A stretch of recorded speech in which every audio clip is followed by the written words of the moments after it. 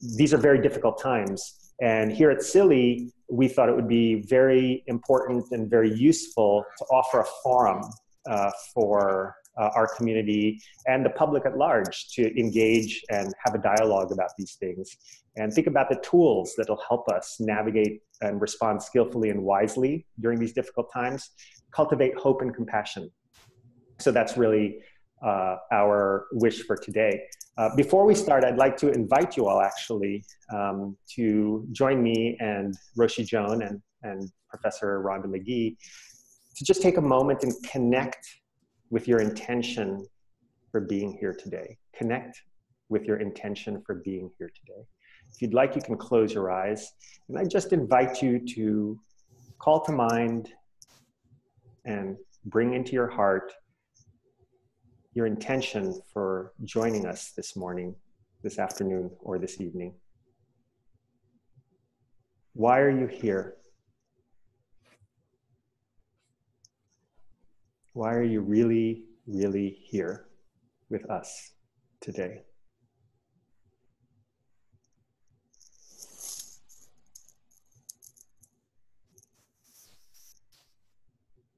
And having connected to your intention, I again welcome you all and would like to just go straight into it and introduce our very special guests. So let me say a few words about Roshi Joan and Professor Rhonda Magee. So you should all know in the community that this call got organized very quickly, in many ways in response quickly to Charlottesville and Barcelona, but really to address these broader events in the world. And after I'd sent a letter out to the community, helped just inviting us to reflect on our response to some of these difficult events, Roshi Joan reached out to me and she said, I'm in Nepal, but I'd be happy to help in any way. And very quickly thereafter, Rhonda Magee also reached out and agreed to, be part of this today as one of our discussants. So we're very excited to have them today. Let me just say a few words. So first of all, Professor Rhonda Magee is a teacher of mindfulness and mindfulness-based stress reduction interventions, specifically for the legal profession and also broadly in education. She is a professor of law at the University of San Francisco Law School, where she teaches race, law and policy, torts, and a number of other law disciplines. And she is a pioneering thinker in the field of contemplative law, the application of mindfulness and compassion skills to the practice of law. She is also a prolific writer and has published many, many articles on social justice, transformative and restorative justice, and is a visiting professor also at UC Berkeley. I couldn't be more thrilled to have Professor Rhonda Magee join us, so thank you so much for joining us. And she, by the way, joined when she was teaching at Spirit Rock and sent us a note saying, yes, I will be here today. So thank you so much, Rhonda, for joining us. Thank you. Yeah. And then Roshi Joan Halifax is a long-time social activist, humanitarian, worked during the civil rights movement, all the way through the past 4 decades as one of the pioneering thinkers and preeminent teachers of meditation and mindfulness in the world. She's the founder, abbot, and the head of the Upaya Zen Center in New Mexico. She's a founding member of the Zen peacekeeping order, peacemaking order, and received her recognition as a Zen teacher from Thich Nhat Hanh and Roshi Bernie Glassman. She has published numerous books, especially with focus on death and dying, and is very, very well known for being with those who are suffering and those who are also in the process of death and dying. She joins us from Kathmandu, Nepal, where she is on a medical mission and is one of the founders of the medical mission that goes to Nepal every year and works with some of the remote regions and peoples there.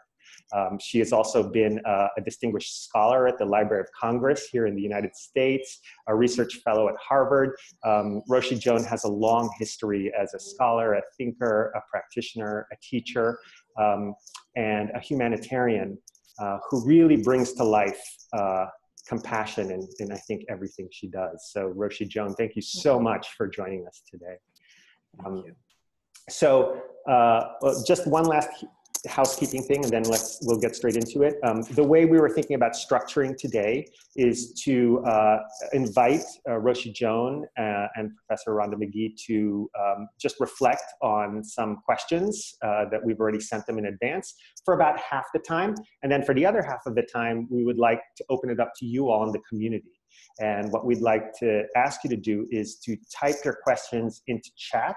And as best we can, we'll go through them. We have about 170 participants and counting. So we'll do our best to pick some key questions and invite you to then ask them also directly to Roshi Joan or to Rhonda Magee. Okay. So just to begin, I'd like to invite Roshi Joan and Rhonda to perhaps just reflect on the state of the world today and how we might be able to respond wisely to all of the things that are going on. Thank you so much, Rich. And it's wonderful to see you, Rhonda. And thanks. And I say Tashi Delek and Namaste. I'm grateful to be here in Kathmandu at this time. There's wonderful opportunities for service in this situation that I'm part of here in Kathmandu, including tomorrow going to the Rohingya refugee community and bearing witness as the people in that community share their stories of escape from Burma. And then our clinicians will be running a medical clinic, and we've also brought a lot of food into that community. But I'm remembering an encounter I had a few years ago with Reverend Jim Lawson, who was a close associate with Reverend Martin Luther King. And Reverend Lawson was so clear that we cannot separate the process of inner disarmament from outer disarmament. And he talked about strategies for inner disarmament, various skillful means, which are, I think familiar to many of us in terms of cultivating pro-social qualities of loving kindness and compassion, also equanimity and sympathetic joy and hope, as Rich has pointed out, how important hope is in this regard. And that understanding how we disarm the outer world is really understanding how we disarm our inner world. And I wanted to say that one of the things that I think is very important is taking responsibility ourselves for the way that we contribute to divisiveness, alienation in the world, how we objectify others, how we create outgroups, or how we actually live inside the bubble of our own communities.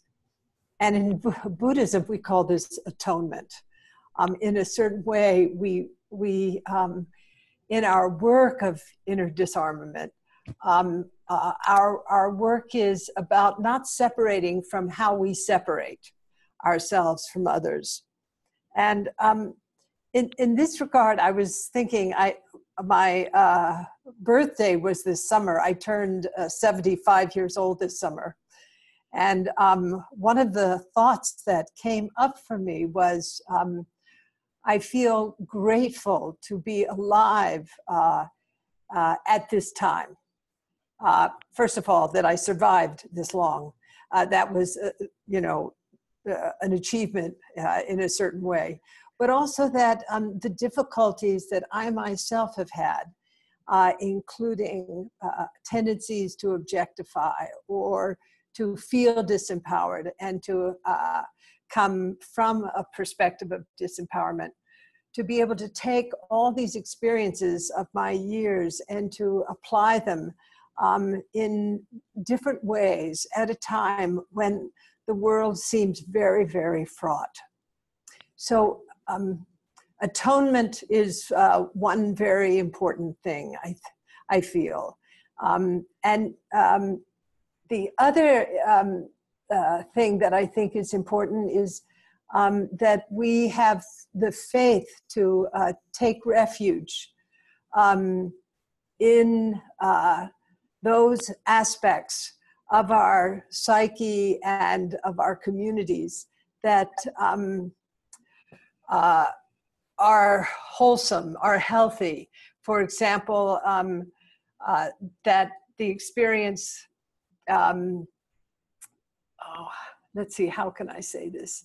You know, for me, it's taking refuge, not just in the historical Buddha, but being able to actually see that even people who are very alienated and very violent, that is suffering also. So I wanted just to bring those two aspects, atonement and refuge, into the beginning of our conversation. To, you know, which gives us the feeling that we're all in this together. We're all in one family. And finally, just in this little beginning thing, I'm thinking very much these days about His Holiness the Dalai Lama, where His Holiness says, my religion is kindness. And kindness is not, like His Holiness is not very sappy. He has a lot of robustness, a lot of strength. And it takes a tremendous kind of heart to offer kindness to people who are harming others. And that kindness is not just mindlessly accepting harm and violence. Kindness is also standing in our principles with a lot of strength and with also the kind of compassion, principled compassion, that allows us to actually meet the world within the strength of our principles. So I just, those are the few words I wanted to share at the very beginning of our conversation. Rhonda, what about you? Well, first of all, just so grateful to be on this call, and like my dear friend Roshi, grateful to be alive at this moment. I too had a birthday this summer. Mine was my big 50th birthday. So I almost feel like we have to have a 25th birthday brought into the conversation to sort of, right? Yes, there we go. Yes, happy birthday, right? So just to think intergenerationally and about the arc of a lifetime and the many lifetimes that are sort of represented on this call, the ancestral lineages, both practice and cultural and heritage that are intertwining as we sit in this space together. It's quite beautiful to reflect on all of the richness that's just right here. I guess in bringing forth just a couple of themes that I've been sitting with in the wake of so much pain and suffering over the last many months, actually. It's been a very, very difficult period for many of us. I've been heartened by the fact that I have my own daily practice and I'm connected in rich community, both present in my local area here in the Bay Area, my sanghas here in the Bay Area, but also in this, with the benefit of this technology, networked with people who care and who practice and who are making a difference where they are and bringing peace where they are.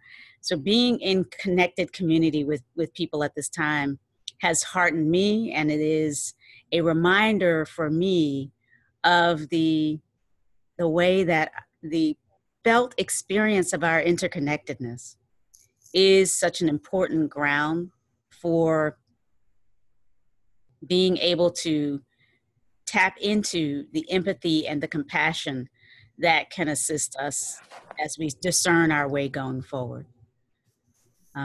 So interconnectedness as a felt lived experience is, I think, so very important. And for me, even the basic sitting practice is a way of sensing my way into that experience in a moment-to-moment basis. It's not an abstraction for me. To realize as I breathe that I didn't create the air that I breathe. I depend in many ways on this worldwide community that includes the earth and the non-human world for the capacity to take a deep and nurturing breath in the moments of the life that I have. So there are ways that I think our basic daily practices, simply sitting and breathing and awareness of the miracle of being alive, can be a rich support for not just the sort of personal well-being, which I think is what draws many to the Western mindfulness and the contemporary mindfulness work that is so prolific right now. Not only are we sitting to enhance our own personal well-being or kind of fortify the kind of golden bubble of happiness that many of us are, we're safe and protected and not feeling, daily threats like that so many are feeling. We want to emphasize that our practices are not only for ourselves, not only at all for ourselves. So that way in which our daily practices, certainly if this is what we bring to our intention, to the ground on which we sit, the sort of ethical orientation that is the ground of our practices, just to sit and breathe can be much more than an invitation into calmness, steadiness, stability of mind, but can as well support awareness that we really are, as Roshi said, all completely in this together. And it can help us with that turn toward the suffering of others, which I think begins with the deeper capacity to sit with our own suffering. So compassion practices, which again are a subset of practice that for some of us, for some others, they naturally arise. Compassion naturally rises from our daily sit.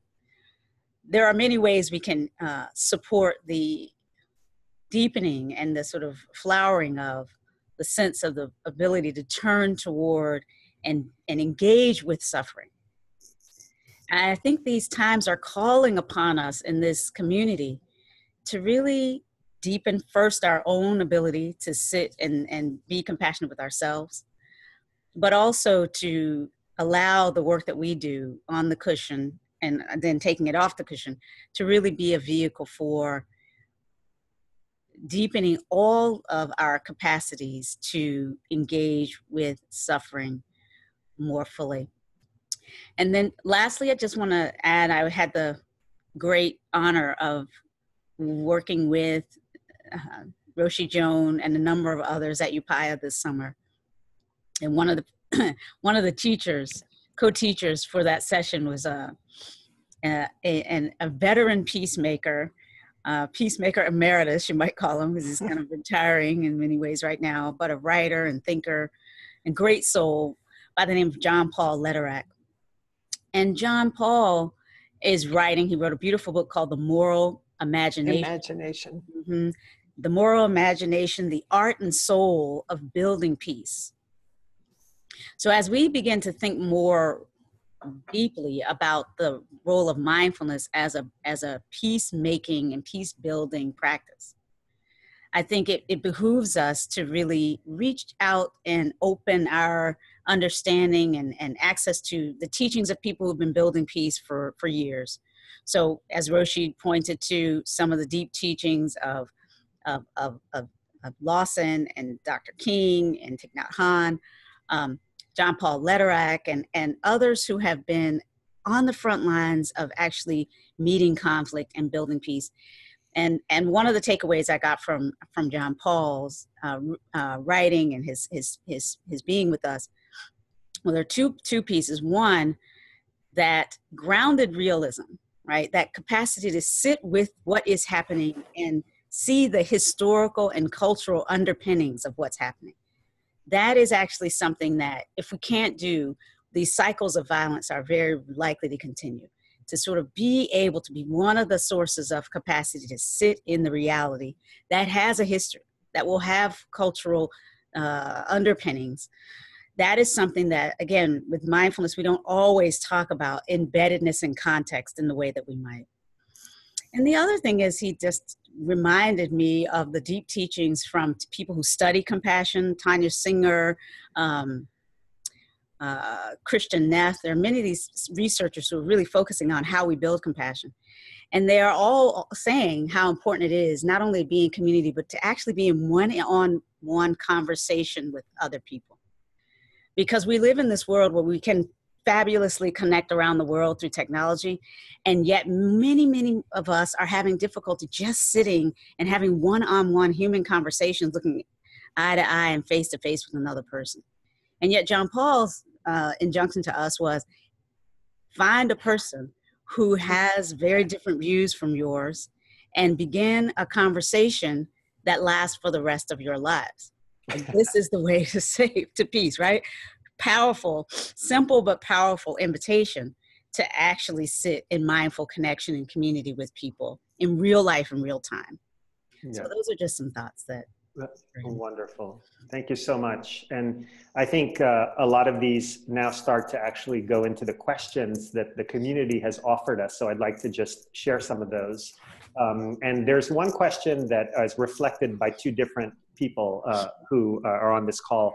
One is from Dove Lamb, and she actually sent this in advance. And her question is that with so much violence around, it's very trying to have compassion.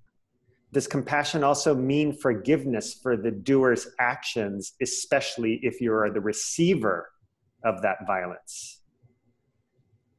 Now, that question is also reflected, Joachim Nusch, hopefully I'm pronouncing that correctly, has also reflected a question of that sort, which is, it's very difficult to give, I guess, I'm trying to interpret this, maybe compassion in the face of personal evil that gets expressed. So how do we respond, to some of this hatred and these violent actions that we're seeing, again, really across the world, from Charlottesville to Barcelona to, to the Middle East, everywhere, Africa? I think one of the most important things, Rich, is to understand really what compassion is. And it is, compassion is that capacity to actually attend to the experience of others. And also to have the aspiration to end suffering, and to have the kind of mind that is able to identify suffering, including the suffering of hatred, the suffering that someone experiences in these very negative states of mind. I remember working, when I was working inside the prison system, and encountering, profound negativity. And it's a kind of culture of anger and humiliation. And I worked on death row and in maximum security. I worked only with people who had murdered other people. So it's a kind of world of violence. And one of the things that I had to do first was to recognize my own violence, to realize that I was one thought away from being inside that prison myself as a guest of the correctional system. The second thing was to recognize where violence and anger come from, which generally is a place of helplessness. Bullies are people who feel, actually, as they put down other people, they feel often less than. So it's to recognize the truth of the suffering of the perpetrator. But from my point of view, it's very important to create a context where forgiveness doesn't happen sort of automatically. That context of inquiry, of exploration, of creating a relationship where people can, in whatever way possible, take responsibility for harming others. And that's a very challenging thing to do. But it's not that we should hold grudges, but it's more a kind of loving pragmatism, where the relationship with the person models and really is fed by the kind of kindness that is possible for the person who has harmed others. I just want to mention one other thing, and that is that one of the most important guidelines for me in working in situations of conflict has been to evoke the 3 tenets of the Zen Peacemaker order. And the first is not knowing. Before I jump to forgiveness, because forgiveness in a certain way is coming from knowing, I really need to be in beginner's mind. I need to be, sit in a deep way with the truth that this person has caused suffering to others. This person is also suffering as someone who's caused suffering to others. I don't know the answers. I have to have a kind of tolerance for the inconceivable, and to be able to hold things in a very open way, and to use inquiry or the sense of loving curiosity as a base for establishing a relationship. So the first tenet of the Zen Peacemaker order is the being with not knowing. And the second tenet is of bearing witness. And how do we presence the truth of joy and also the truth of suffering as it's arising in the present moment? And this is a kind of, again, sense of deep connection where we're able to not move out of the filters that prescribe protective mechanisms for us, because we can't bear to be with suffering, but it's bearing witness to the truth of suffering. And then out of not knowing and bearing witness, then compassionate action may arise. Now, I know that's kind of hard for people because knowing makes us feel very secure.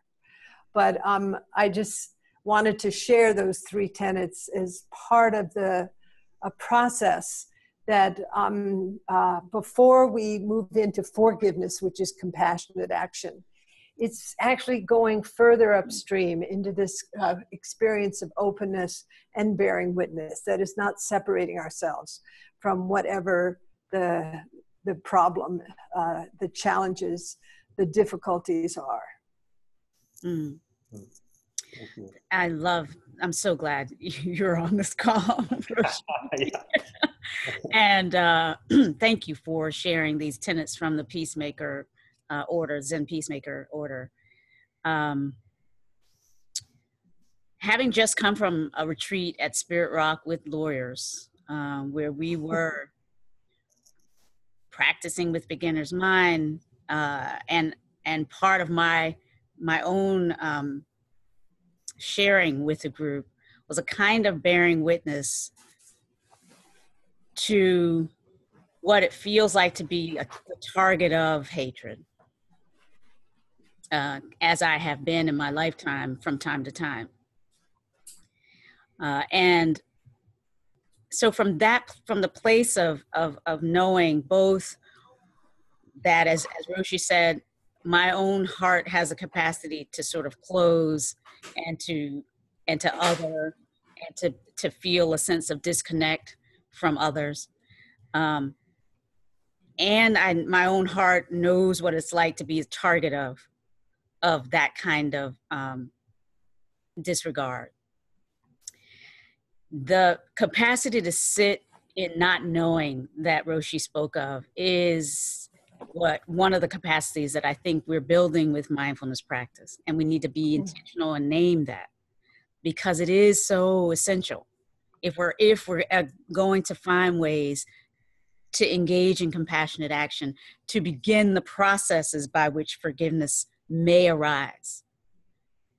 And it's really, really, really hard often for us to sit with not knowing, and to sit with, to bear witness to suffering.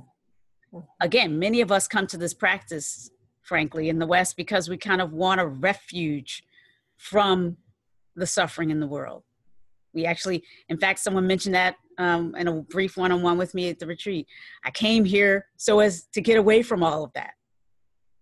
And so the will to turn towards suffering is actually something that many of our community members may just be realizing is kind of one of the gifts of these practices.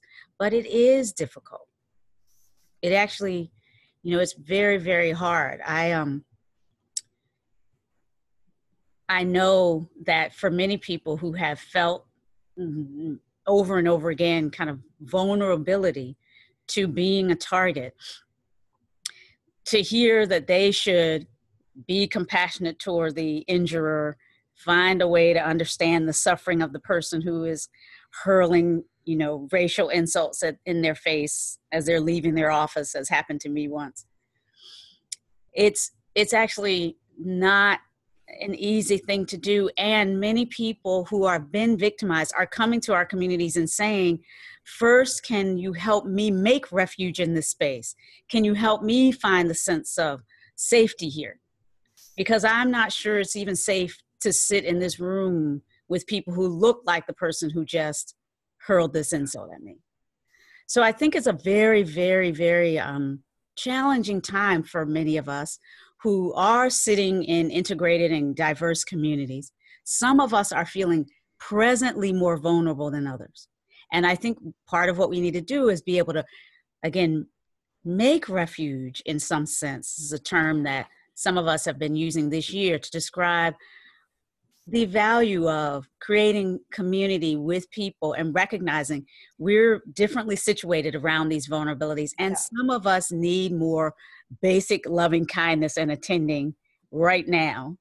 And for some of us, that might mean putting ourselves in smaller groups where we feel safer for the moment and then joining the larger groups.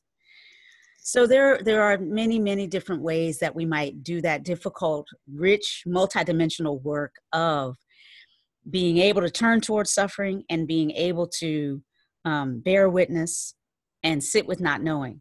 And that's why I feel like this time that we're in is like actually a call to radically deepen what it is that mindfulness may offer in the world, moving it from and through and with the benefit of the personal practice invitations that are about deepening well-being, right, and personal dominion, into really these rich interpersonal and intersystemic practices that we're describing now. Mm-hmm. Thank you. Yeah, there's a lovely comment here from on the chat from Felina Daniels about thanking the community for having the courage to bring mindfulness practice out of the sort of self realm that it often goes in business-oriented communities especially, and more looking and using this as a base to look outward as well. So yeah, I think there's resonance there. I'd also like to call attention to a question here that Shalini Bal asks, and I'll read it, and if we can have Shalini also might have further comments on this.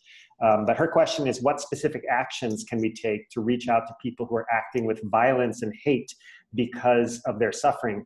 My practice helps me see with empathy and understanding their suffering in people living in way worse conditions than I am. And I'm wondering, beyond curiosity for understanding people's perspectives, what actions can I take? Are there organizations and strategies for mindful action to create a peaceful world for all? And Shalini, I don't know if we can, if we have her up here, you know, unmuted. Shalini, if you'd like to add any other comments to that, because you asked this question a couple of times. You have Shalini. We can hear you. Yeah. Oh, okay. No, I think Richie did a beautiful job of summarizing that question, and that's something that I've been holding for many days. And Rich, your blog was really touched upon that, and I'm just very grateful to be here and listen to all these different perspectives. Great.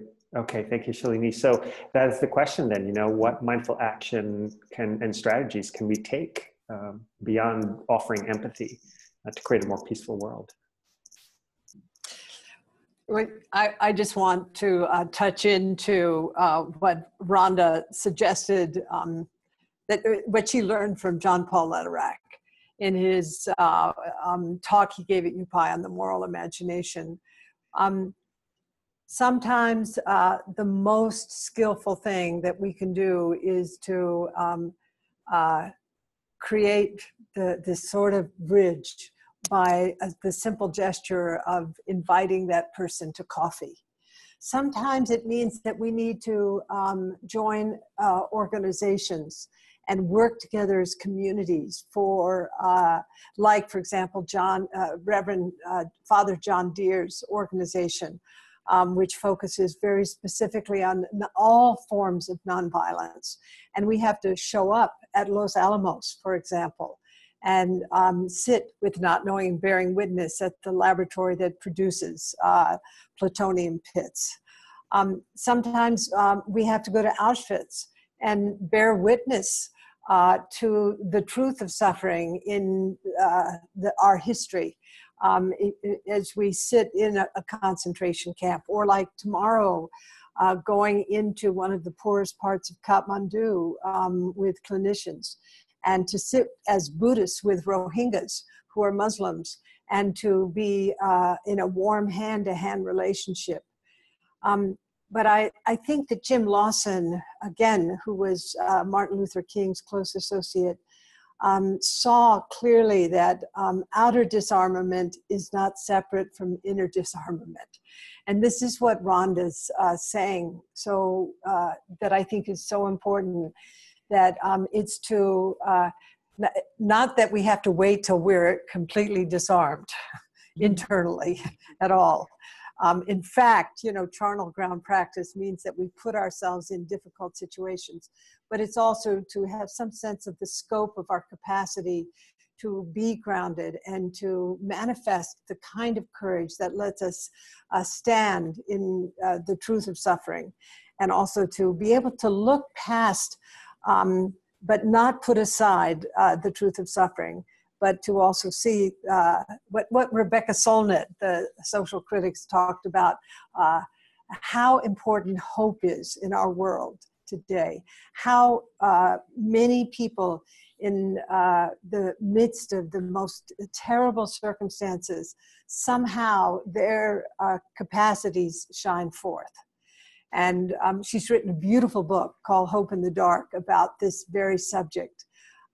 That we're at a time, actually, when many people are morally elevated as they face the great challenges of today. Yeah. Thank you, Roshi Joan. Yeah. It's a beautiful question. What kind of actions we might actually take. Again, I think that we're called to actually imagine and then create new ways of meeting suffering. That means that there aren't necessarily ready models for what to do, although there are people that we can find in our communities who are already doing certain things that are moving us in that direction. So all across the country, there are people, clergy and practitioners of peace, who are creating spaces where we can bring together people who have, very, very different views. But when it comes to, meeting with terrorists, right? Meeting with people like the ones in Charlottesville who showed up for their rally on free speech, carrying long guns and knives. That is really, if we turn to the most, for me, the hardest. Threatening. Right. Threatening, physically threatening, and the moment. That's sort of the edge for me. That's my growing edge. Like I'm not going to pretend I have, as Roshi said, all the answers, because I know that when I see people who are spewing that kind of vitriol and carrying, defending themselves with weapons and all of that, and that really does make me feel personally like I want to really put some safe distance between myself and that. And I actually think that's not an unhealthy move. I do think it's important to say, I will meet on conditions of absolute peace, disarmament, yes, internally and externally. And we have to actually say, we are in a time where many of us are living in places where there are open carry laws, where people are literally bringing guns out to events. And I firmly believe that is a misguided social policy. I understand. Absolutely. Yes, I totally understand as a law professor, the argument for allowing people to have their weapons in the United States. I do think it's very misguided. We need to be able to disarm, to actually be able to meet. If the guns are not drawn, then it's a very different invitation. I know that I've seen some people who've come out of the hate communities who've written about the pathway from hate. And one of I'm reminded of a quote from one of those who wrote such a book, who said, kindness from people whom I had sworn to hate was like kryptonite to me. That was the thing that slowly started to unravel the tightness in his heart, that he hadn't actually lived in kind community or allowed himself to feel touched by the kindness of the people who were supposedly those others. Once he started to feel that, he couldn't continue to hate. But again, to get us to the place where we can actually have those kinds of conversations, which are possible, I think, in any moment, anywhere, we have to know that we are physically safe. People in this country, I will say, again, are meeting others with weapons. And those are not the conditions under which I think anybody should reasonably be expected to meet and to engage in the next step of just sitting in not knowing and finding our way to our hearts. But I do think it's possible, if we can come together without weapons, to actually find space to sit and connect on a heart-to-heart level, even with those who do believe that they are very separate from us. And we have the example of history, actually, right? So in South Africa, the Desmond Tutu leading the Truth and Reconciliation Committees, councils, where there was a bearing of witness, to the pain and suffering in society, minus the arms at the table. And before that, Mahatma Gandhi, right? Which really reminds me, his principle of satyagraha,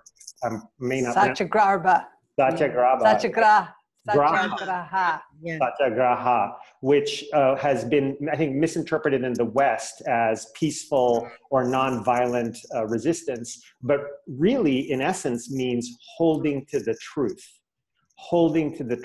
of the fact that we are interdependent, that we are interconnected, and therefore one family, and can have compassion and bear witness to the suffering of each of us. And holding to the truth in that way carries one through these very turbulent times. And he's a shining example of not only doing that at the level of sort of oneself and one's community, but actually affecting, political change. And to the extent of decolonization, using such a principle. So it's that beautiful interplay of the inner work and the outer work, and creating the conditions for that to happen. Absolutely. One of the, let's see, I'm just looking at in the chat stream, I just lost it because it's from Bego Lozano to everyone. And he says, we tend to be forced into action, having this sense of doing. However, sometimes we really need to just engage with ambiguity and not knowing, and discernment for right action will come. This is not what we're used to in the Western world, and it's not easy. And then Amanda says, good point, Bego. And I say, good point, Bego. I think you really, I call this revolutionary patience.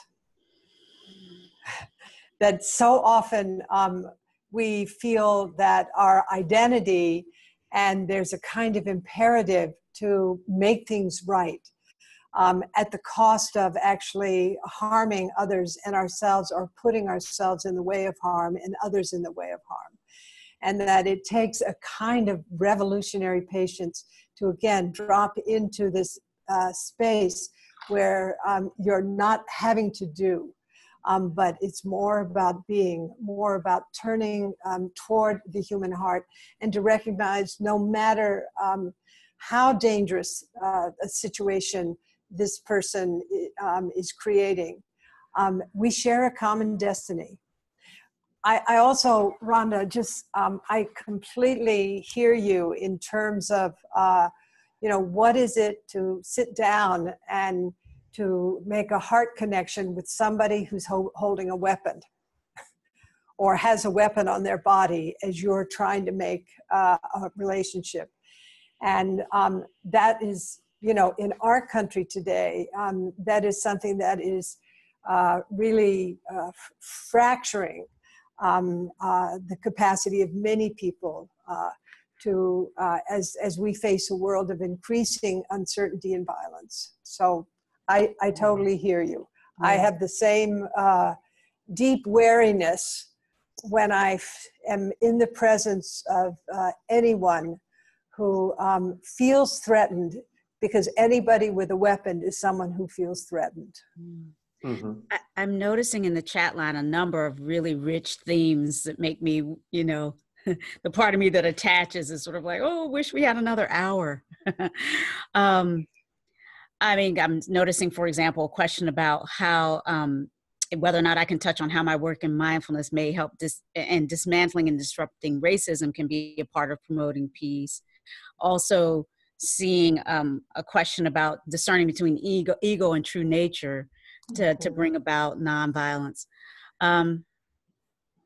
So I think, again, part of what the practice of mindfulness and compassion helps support in me is really a view that really understands dualistic and multiplistic language and experiences on some level in the world, but also radically understands the whole, like I can totally see the whole. So for example, in the work that I do, where I work on helping dismantle racism, it comes from a place of felt awareness that these ideas of race, as one example of the kind of othering that's behind some of the energy that we're seeing, but ideas of religious difference, all kinds of ways in which we do harden our own egos around certain kinds of identity, and then really deep in the sense of separation from others. Personally, the work that I do comes from a place of knowing that those are just, they are illusions, right? That we have these deep separations. And yet, if we don't meet the reality that those illusions exist, then I think we are missing an opportunity to meet others where we really are. In other words, there's often a tendency to sort of want to kind of almost bypass or rise above or transcend, to sort of feel like if we could just let go of the ego, we would be beyond this already. Why aren't we all beyond this already in this conversation? In fact, I feel there's a little bit of over commitment to this idea that there's ego and then there's deeper reality. We experience a sense of lived reality that is our doorway into the whole. And so I think that even that is a dualism that I kind of sort of want us to hold with some deeper understanding.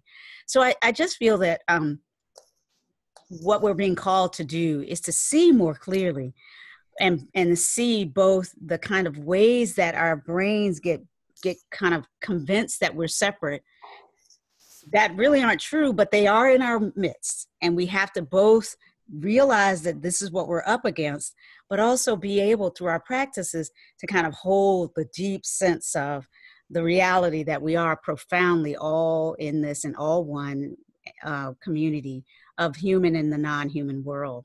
And we need to be able to love in a public and a sort of an impersonal, if you will, way, if we're ever going to be able to get through this.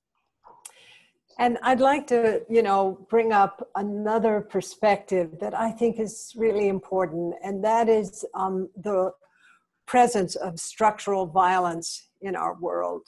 I mean, for example, direct violence that Rhonda is referring to, but you also just now referred to structural violence. Mm-hmm. But direct violence is this attempt to cause injury to someone on a physical or psychological in a physical or psychological way.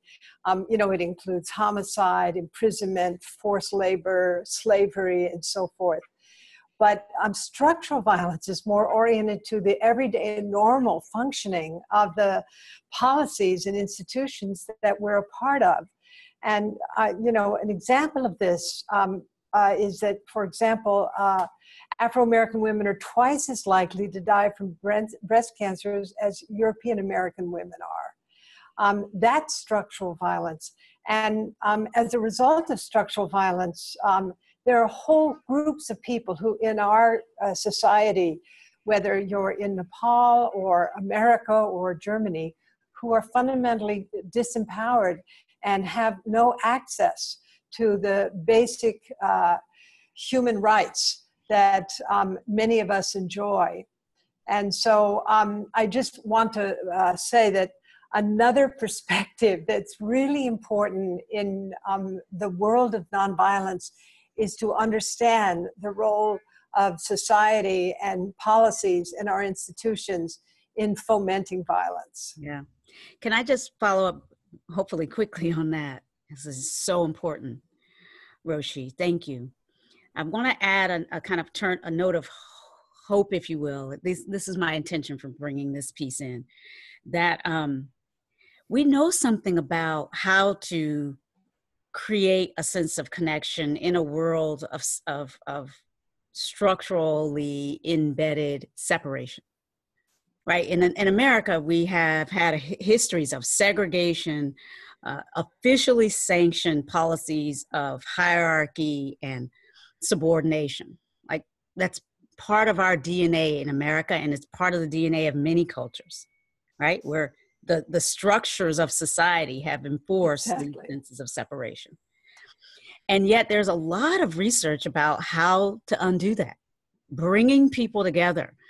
Gordon Alpert, really in the early part of the 20th century, is known as the father of this notion of the contact hypothesis, the value of actually bringing people together so they can develop these sort of, the kind of reframe the world through the experience of having been in rich connection. So not just sitting beside each other, but involved in projects on the ground, on conditions of equality.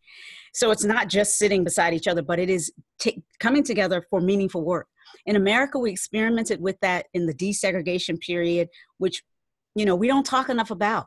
I think I'm literally here on this call because for one generation in this country, we actually did invest in restructuring the way in which we lived so that people who had lived literally with separation, barring our contact, were for long periods of time, not just studying beside each other, as I did when I went to integrated schools in the South, but getting to know each other, being in the band, playing music together, helping each other through hard times, and seeing each other's deep humanity.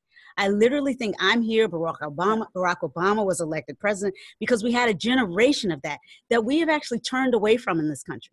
We've turned away from public commitment to the structural redress of violence. And we can turn right back toward it if we have the will. Agreed. I deeply agree.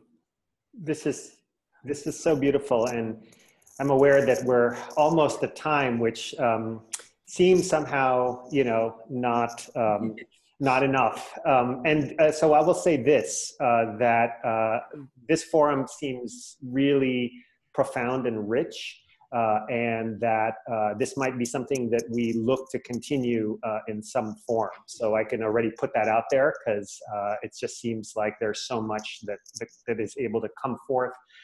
And to your point, Rhonda, about creating the conditions for these dialogues to happen, you know, I certainly hope that this time we had together is one step in that direction. I want to deeply thank you, Rhonda Magee and Roshi Joan Halifax, for your time today. Roshi Joan, who's in Nepal and joining us in the evening there, and Rhonda Magee, who on very short notice made time to be with us. These are such profound teachings and insights from you, from your experience. Thank you for your dedication and commitment to peacemaking in the world. Thank you all from the community for joining us from around the world, really, to be part of it. You are the peacemakers. So thank you for joining us, and let's do more of these. Yes. Thank you, Rich. Thank Just you. a real honor. And I hope we can access, I see the chat stream is so rich. I hope we can access the chat stream. It's something I would actually like to read. Yes. Independent of this conversation. So we can record that, and actually, so this session has been recorded, and the chat stream will also be available to everybody. So yes, that will be offered. Yes. Until we meet again, everyone. Thank you to everyone on the call. Your beautiful Absolutely. faces are heartening. Thank you so much. Thank you so much. Thank you. Bye-bye. Bye.